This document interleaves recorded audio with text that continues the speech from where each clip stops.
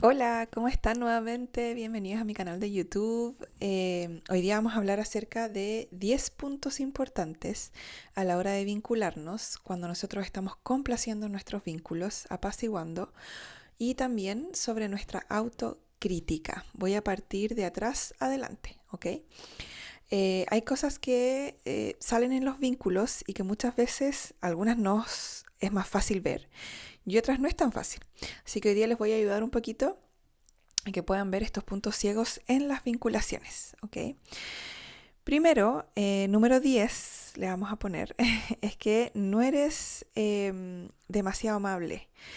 Ojo con eso, con la amabilidad, porque a veces se confunde un poco. Mucha gente hoy día cree que ser altamente complaciente y apaciguar mucho los vínculos es una forma de amabilidad. Pero la amabilidad no requiere de que tú te abandones a ti misma o a ti mismo. Ojo con eso, la complacencia sí. Pero ¿qué pasa? Que muchas veces nosotros creemos que somos personas demasiado amables, perdón.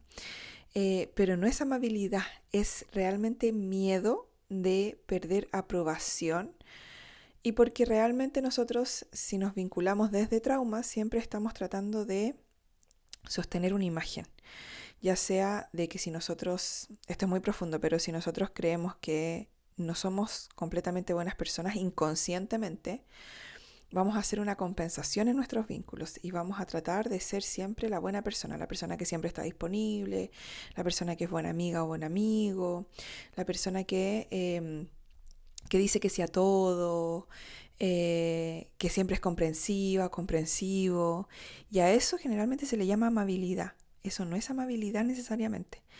Es una forma de autoabandonarnos por miedo a perder la aprobación, la validación, la percepción que los demás tienen de nosotros.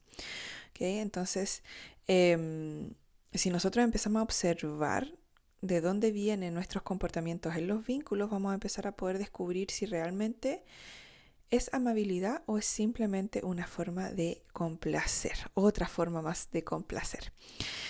Y generalmente se ve esta falsa amabilidad, se ve como tolerar lo que duele para que nadie se sienta incómodo o incómoda, decir que sí, como decía anteriormente, cuando realmente no quieres decir que sí, pero simplemente para mantener la fiesta en paz, como yo no voy a ser la persona que va a generar el conflicto, entonces voy a decir que sí a esto para que todos estén tranquilos.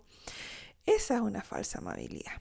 ¿Okay? Entonces muchas veces caemos en eso porque también socialmente es súper aplaudido, eh, súper como aceptado y premiado. ¿Y para qué estamos con cosas? La mayoría de la gente quiere ser buena persona constantemente. Y para eso tiene que muchas veces abandonarse en el proceso. ¿Okay? Entonces, muchas de las cosas que nosotros hacemos desde la falsa amabilidad no es porque seamos generosos, sino que porque la aprobación alguna vez nos dio seguridad y nosotros necesitamos esa aprobación nuevamente. ¿Okay? La amabilidad provenía del miedo, no de la seguridad, no desde la certeza, no desde el amor genuino. La amabilidad que está basada en el miedo siempre tiene un precio, ojo con eso, tiene un precio emocional. Entonces, claro, yo puedo ser una persona muy amable en mis vínculos, amable, ¿entiendes? Pero también voy a exigirle inconscientemente al otro que me entregue algo. Y cuando el otro no me lo entrega, voy a empezar a generar resentimiento. ¿Okay? Otro punto importante, número 9, porque vamos de atrás para adelante, es que nos volvemos útiles para que la gente nos valore, ¿ya? Pero ser útil no hace que la gente te valore. ¿Qué es lo que hace ser útil en los vínculos? Es que la gente tenga expectativas de ti y de lo que tú puedes entregar. ¿Okay? Entonces las personas dejan de verte a ti y empiezan a verte y a tomarte como una obligación. Estás presente, das mucho más de lo que la gente espera, y te vuelves tremendamente confiable, pero te vuelves confiable a costa de tu propio bienestar. ¿Okay? Y ahí es donde está el punto crítico que al final terminamos autoabandonándonos. ¿Okay? Y no, eso no sucede porque la gente sea cruel, que la gente espera más de ti y te exige más y como que te empieza a utilizar, sino porque tampoco nunca aprendieron que tú tenías límite en el vínculo. Si uno no determina sus límites, los demás te van a tratar hasta los límites que tú tengas, y si tú no tienes, van a barrer el piso contigo, básicamente. Ahora, ser confiable, ser una persona confiable en un vínculo, no necesita sentirse agotador. Eso es muy importante. Eso es como la parte que te puede dar la idea de si estás siendo confiable a costa de tu bienestar o estás siendo confiable realmente, genuinamente. ¿Okay? Otro punto importante, número 8, es que tu autocrítica es un intento de controlar el rechazo. ¿Ya? Todos tenemos una parte autocrítica, en mayor o menor como espectro, digamos, o en forma en que se desarrolla o que sale, ¿cierto? Hay gente que tiene una alta autocrítica y otra gente que la tiene más minimizada. Si tenemos autocrítica, significa que en algún momento vivimos rechazo. Y esto nos lleva a el hecho de que todos vivimos en algún momento rechazo, ¿okay? De una u otra forma. Y estoy hablando de rechazo en nuestros vínculos, ¿okay? En algún momento nos sentimos rechazados. De ahí se desarrolla la autocrítica, porque la autocrítica es una forma de poder manejar la vergüenza que nosotros sentimos de no ser elegidos, ¿okay? Entonces, entre más autocrítica alguien tiene, más vergüenza tiene y más experiencias de rechazo la persona ha vivido, la tenga consciente o no la tenga consciente. Entonces, porque la autocrítica es una forma también de anticipación, de poder anticipar la decepción, atacándome a mí misma o a mí mismo desde el principio. Entonces, si yo me ataco a mí misma desde el principio con, por ejemplo, minimizando mis logros, resaltando mis defectos, antes que las otras personas lo hagan, o repitiendo ciertos errores o diciendo que algo no va a salir bien porque yo nunca lo hago bien, ese tipo de cosas, es como prevenir que el dolor que viene después, si me rechazan o lo que sea, o me desvinculan, etcétera, sea menos doloroso, porque ya me estoy preparando para ese dolor, ¿se entiende? Es un mecanismo de afrontamiento ante la pérdida de vinculación, que es tremendamente dolorosa para el cerebro. Entonces, ¿cuál es el problema acá realmente? Que la persona nunca se va a sentir segura o seguro. Nunca se va a sentir suficiente, siempre va a sentir que en los vínculos tiene que hacer más cosas de las que hace o ser más de lo que es. Siempre se va a sentir en desventaja, básicamente. Y siempre la persona en sus vínculos se está preparando para un impacto, para como recibir una mala noticia o que algo va a pasar, o está esperando que la otra persona ya no quiera ser parte de su vida. Como que la persona siempre se está preparando para algo negativo, para lo malo que va a suceder, ¿ya? Número 7. Explicas demasiado porque no crees que tus sentimientos sean suficientes. ¿Les pasa que ustedes sobreexplican? Si sienten algo, tienen que dar una tremenda explicación de por qué sienten lo que sienten cuando nadie les está pidiendo la explicación. Ya, eso le pasa a muchos sobrevivientes de trauma. De hecho, si te sucede es porque eres sobreviviente de trauma. Lo tengas consciente o no lo tengas consciente. ¿Ya? La persona añade contexto, justifica, suaviza las palabras hasta que nos suenan a necesidad. ¿Ya? Puede que me equivoque, pero no es para tanto, no quiero parecer dramático o dramática. Y eso no se debe a que la persona no se exprese con claridad. ¿Okay? Significa que esta persona fue tremendamente malinterpretada o malinterpretado en su infancia cuando sentía algo. Los adultos, al cuidado de esa persona, no supieron sintonizarse con las experiencias emocionales que esa persona estaba teniendo en su infancia. Y muchas veces, por ejemplo, el estar triste era, pero ¿por qué estás triste si tienes todo? No deberías estar triste, no tienes ninguna razón para estar triste, no tienes ninguna razón para estar enojado. Esa frase de yo te voy a dar una razón para estar triste, que dicen los progenitores en la infancia, genera esto después, de que la persona sea una persona que tenga que sobreexplicar cuando algo le sucede, porque ya el cerebro cree, no me van a entender. no van a poder comprender lo que me pasa. Entonces, como no, la persona no va a comprender, aunque yo le diga que me está pasando algo, tengo que sobreexplicar. ¿Ok? Eh, Punto 6. Ser fácil de mantener.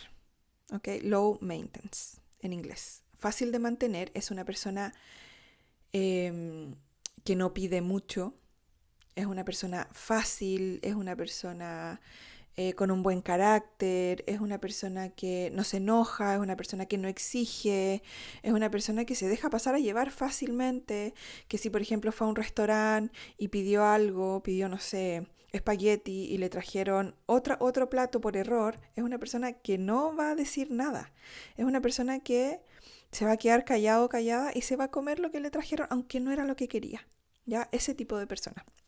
Entonces, también en ese aspecto, generalmente las personas se enorgullecen de no pedir mucho, de ser fáciles en las relaciones, easy going, como se dice, es como fácil de llevar, ser flexibles, pero eso realmente no es flexibilidad. Es autoabuso disfrazado de flexibilidad, autoabuso disfrazado de amabilidad, autoabuso disfrazado de ser buena persona. Em, Porque lo que realmente la persona está haciendo está tratando de ser lo más invisible y de desaparecer lo más posible en el vínculo para no recibir ningún impacto, ninguna consecuencia negativa. Entonces la persona deja de expresarse, por ejemplo, deja de esperar, deja de exigir, deja de comunicar sus necesidades, deja de insistir, eh, y lleva a que la persona se sienta desconectado o desconectada eventualmente, no solo de sí mismo o sí misma, sino que también de los demás. Y ahí la persona pierde presencia. Y que una persona practique esto significa inconscientemente, porque este es un mecanismo de afrontamiento ante trauma vincular, significa que la persona en algún punto fue mucho para la persona que lo cuidaba. ¿Cuántos de ustedes no han escuchado la frase, con ese carácter nadie te va a querer? Así de complicada o de complicado no te van a aguantar. Ya, de ahí viene eso. No solo de ahí, sino que de formas también que nos mostraron que éramos demasiado. Por ejemplo, si en la infancia yo era muy hiperactiva, corría mucho, saltaba mucho y eso abrumaba a alguno de mis padres o a alguno de mis cuidadores, esa abrumación se transmite como un patrón de comportamiento, básicamente. Entonces, aunque la persona no le diga nada al niño, el niño o la niña sienten que son demasiado para el cuidador o la cuidadora. ¿Okay? Entonces también es importante empezar a pensar cómo nos hacían sentir que éramos demasiado. Si pedíamos algo o, o decíamos, a mí no me gusta esto, o no quiero comer esto hoy día, ¿cómo éramos demasiado? ¿Sí? Éramos como un problema, estamos haciendo problema.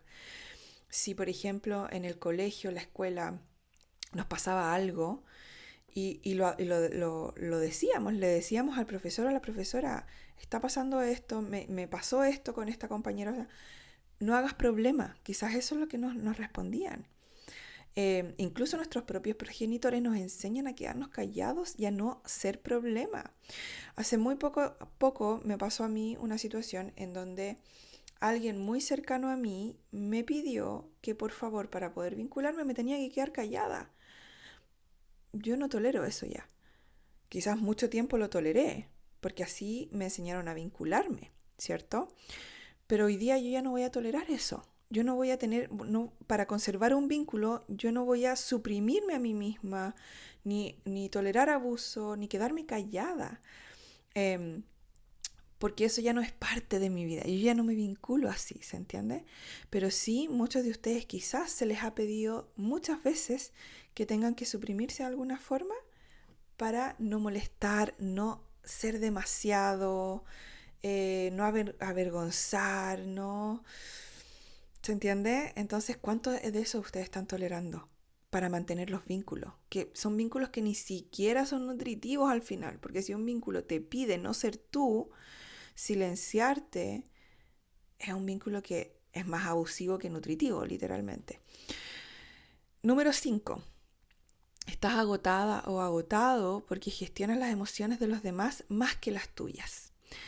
Esto es súper interesante a la hora de vincularnos desde la complacencia y desde nuestra autocrítica o de la vergüenza de quién somos también, porque la persona aquí va a anticipar los estados de ánimo.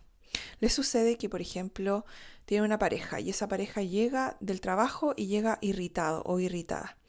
Y ustedes ya empiezan a ponerse nerviosos, ¿qué pasó? Quizás hice algo malo yo. Ya ese nerviosismo y tratar de evitar el malestar del otro, sea su pareja, sea quien sea, significa que estás gestionando las emociones de los demás antes que las tuyas. ¿Okay? ¿Para qué? Para no sentir la incomodidad de que el otro tenga una emoción, enojo, tristeza, lo que sea. Eso de no llores, no te pongas así, no te enojes, no te pongas triste, es una incomodidad propia. Yo no quiero que el otro sienta algo que a mí me conflictúa, ¿cierto?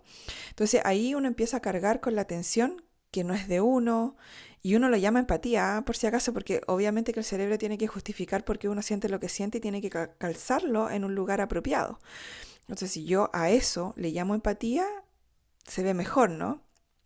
A que se vea como que yo trato de controlar al otro para yo sentirme bien, porque eso no se ve tan bien, ¿cierto? Pero regular a los demás mientras te descuidas a ti es un trabajo emocional y es súper agotador, es súper tremendamente exhaustivo vincularse desde ahí. Entonces uno empieza a pensar y dice, bueno, no es extraño que la persona esté muy cansada en sus vínculos, que sea agotador vincularse. No es de extrañar tampoco, por ejemplo, que el descanso no te revitalice. No es de extrañar que el resentimiento siga apareciendo. En algún punto, cuando la persona trata de sostener las emociones del otro y no las propias, va a empezar a sentir resentimiento porque es un autoabandono. Cuando yo me abandono por otro, evidentemente voy a construir resentimiento interno, quiera o no quiera. Porque ninguno de nosotros nunca fue destinado, fue creado, existe para ser el amortiguador emocional de otras personas. Eso ténganlo súper claro. Número 4. Te llamas a ti mismo, a ti misma, autoconsciente, cuando en realidad te estás atacando a ti misma o a ti mismo todo el rato. ¿Cómo se ve esto? Por ejemplo, te das cuenta de todo lo que haces mal, de todos tus defectos, repasas conversaciones en tu cabeza, analizas tu tono, tu ritmo, tus reacciones, lo que respondiste, lo que deberías haber respondido y no respondiste. Eso no es conciencia. Eso es autovigilancia. Se siente muy diferente. Cuando uno es consciente de uno puede observarse. Cuando uno se autovigila, uno está como policía tratando de ver qué es lo que hizo bien y qué es lo que hizo mal. Es más rígido, ¿ok? Entonces, si nosotros tenemos introspección, pero sin compasión, es simplemente ser cruel con nosotros mismos. En palabras simples.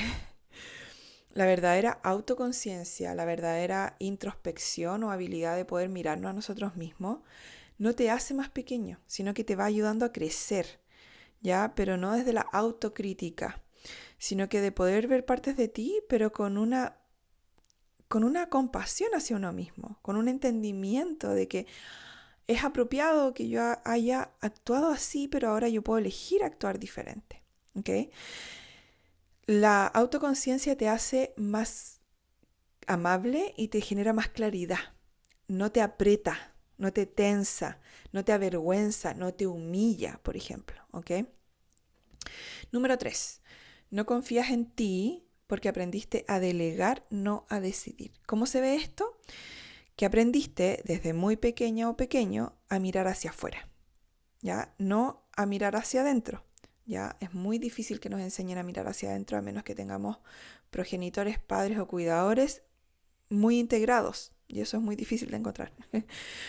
Entonces, siempre te estás preguntando qué quiere la otra persona, qué es aceptable. Esto es inconsciente igual, que no va a causar problemas. O sea, cuál de mis respuestas va a ser menos problemática, ya sea en el ámbito laboral, con amigos, en pareja, etc.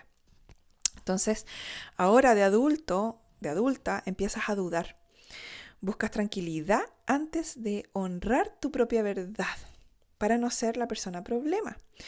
¿Ya? Número 2, tu resentimiento es una señal, no es un defecto. Todas las personas que complacen, que apaciguan, que se abandonan en las relaciones, eventualmente viven resentimiento.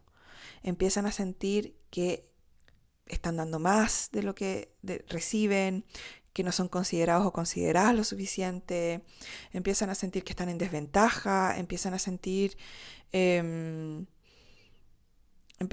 resentimiento de muchas formas diferentes, ¿ya? El resentimiento no significa que seas mal agradecido o mal agradecida. Significa que algo importante quedó sin decir durante demasiado tiempo. O sea, hay una falta de expresión, ya sea de cualquier forma, de tus propias necesidades, de tus propias opiniones, de tus propios valores, de lo que tú realmente eres como una cosa completa. ¿Okay? Y se manifiesta cuando, por ejemplo, dices que sí mientras quieres decir que no, te callas para mantener la paz, das más de lo que tienes o de lo que puedes, ya sea tiempo, atención, cosas materiales, etc. El resentimiento en tu sistema nervioso te dice, esto no es sostenible. Deja de hacer eso, no lo hagas más. Si tú no le haces caso, antes de que se convierta en agotamiento, te va a quemar en los vínculos y vas a terminar sintiéndote mal con respecto a tus vínculos. Y número 1, confundes la culpa con hacer algo malo porque el autoabandono o la autotraición te resulta familiar. Muchos de nosotros crecimos en ambientes en donde el autoabandonarse, el autotraicionarse era lo aceptado y era llamado amor. ¿Okay? Nosotros realmente, como seres humanos, no conocemos casi el amor, muy poco. ¿Okay? Como que lo experimentamos en muy pocas dosis realmente. Generalmente lo que experimentamos es intercambio, autoabandono, apaciguamiento, todo este tipo de cosas que realmente eso no es amor. Eso es adaptaciones a pérdida de vinculación temprana, traumática. Entonces, eso es lo que nosotros llamamos amor, amistad, pareja, vincularnos, etc. Pero para poder sentir el amor, yo tengo que primero estar conmigo. Y la mayoría de las personas hoy día no están con sí mismas o sí mismos. Entonces, por ejemplo, cada vez que tú te priorizas, la culpa aparece, te sigue. Cada vez que tú dices, oh, no quiero hacer esta llamada, no quiero visitar a esta persona, te sientes súper culpable, soy mala hija, soy mal hijo, soy mala amiga, mal amigo, soy mala persona de alguna forma. Así que, ¿qué pasa con tu cerebro? Asume, debo ser egoísta, debo estar equivocado, equivocada, debo estar lastimando a alguien, voy a herir a alguien, no quiero herir a alguien. Por lo tanto, voy a hacer esto que no quiero hacer para no herir a la otra persona. Me encantaría tener una conversación súper honesta con esta persona, pero no le puedo decir lo que yo siento porque si no se va a herir y no quiero herir a esta persona. ¿Okay? Entonces la culpa simplemente significa que estás rompiendo un viejo patrón, que estás eligiéndote y que eso no es familiar. Y está bien que no sea familiar porque no fuimos creados para elegir, no fuimos creados para abandonarnos constantemente. Entonces, ¿va a ser incómodo? Sí, va a ser súper incómodo, pero la incomodidad igual es el precio del cambio. Cualquier transformación no es cómoda. Sanar no es cómodo. Integrarnos no es cómodo. Volvernos personas asertivas, responsables, maduras, que tengan capacidad para sostener el disfrute, la libertad y todas esas cosas que ustedes quieren vivir, eso no es cómodo. Es tremendamente incómodo, de hecho. Entonces, ¿están dispuestos o dispuestas a pagar ese precio de incomodidad para vivir la vida que ustedes realmente quieren vivir? Yo sé que muchas personas van a decir sí y muchas personas van a decir no. Yo he sido testigo de muchas personas que dicen no. ¿Por qué? Porque lo familiar y lo cómodo vale mucho más para ellos o ellas. Y está bien, es una respuesta y está bien. Es muy importante ser sinceros con nosotros mismos, ser honestos con nosotros mismos. Hoy día está muy de moda sanar, ¿cierto? Pero sanar no es para todos. Y no es para todos no porque no esté disponible para todos, es porque sanar implica pagar un precio muy alto de incomodarnos. Y muchas veces eso es lo que no estamos disponibles completamente a pagar.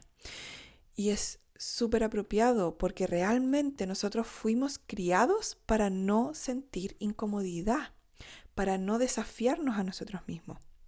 Entonces, dar el paso a desafiarnos, a incomodarnos, a transformarnos, va en contra de todo nuestro cableado interno. Entonces, realmente, a mí igual me hace sentido la gente que no da el paso, porque implica demasiado, implica mucho trabajo, mucho esfuerzo, implica crear nuevas neurovías, implica crear... Todo el cableado interno tiene que ser recableado, básicamente. Es como trascender una adicción. Se usa el mismo mecanismo. Entonces, básicamente es mucho trabajo. Pero sabiendo esto, ustedes pueden empezar a hacer pequeños ajustes y empezar a observarse. Lo primero es ser consciente, porque cuando nosotros somos conscientes de nuestros propios patrones y nuestras propias adaptaciones, nosotros podemos reconocerlos. Si los reconocemos, recién ahí tenemos la opción de poder elegir algo diferente. Porque hasta ahora, si no los reconocemos, no hay elección. Hay simplemente una automatización. ¿Se entiende? Pero si yo los puedo ver, los puedo reconocer, ahí puedo elegir diferente. Ahora, si yo elijo diferente o no elijo diferente, esa es otra cosa. ¿Okay? Hay que entender y saber que ambos caminos, hacer algo diferente o quedarme donde estoy, tienen consecuencias. No es castigo, es consecuencia. ¿Okay? Entonces, estoy disponible, esa es la pregunta final, estoy disponible a... tengo ganas también, quiero, siento que puedo sostener la consecuencia del camino que yo elija, independiente cuál es el camino, da lo mismo cuál es el camino.